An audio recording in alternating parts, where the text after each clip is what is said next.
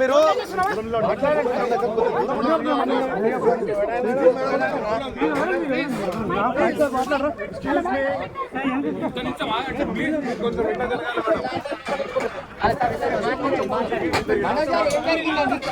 చెప్పండి పర్లేదు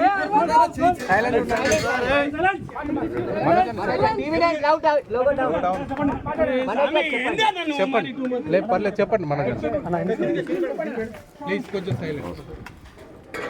నేను ఆస్తి కోసమో డబ్బు కోసమో ఈ పోరాటం చేయట్లేదు.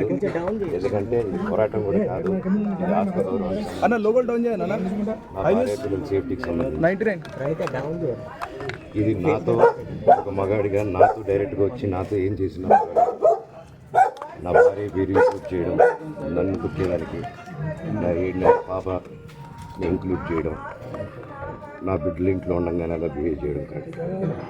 ఈరోజు పోలీస్ దగ్గరికి నేను వెళ్ళి ప్రొటెక్షన్ అడిగాను.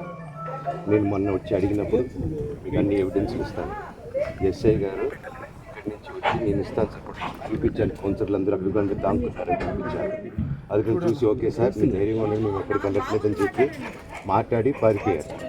ఇప్పుడు కానిస్టేబుల్స్ వచ్చి అందరూ నా మనుషులందరినీ భయపించి ఇప్పుడు వాళ్ళ పేర్లు తీసుకొని బెదరగొట్టి మా మనుషులను పంపించేసి వేరే బాడీ గార్డ్ లోపలికి పంపించున్నారు సార్. ఏం జరిగిందండి అసలు? గొడవలు ఎందుకు జరిగాయి? డిపార్ట్మెంట్ ఎందుకు వన్ సైడ్ తీసుకుంటున్నారు? కంప్లైంట్ తీసుకున్న తర్వాత వాళ్ళకి ఏ అధికారం ఉంది? నా ప్రొటెక్ట్ చేసే మనుషుల్ని పంపించేదానికి అధికారం ఉంది?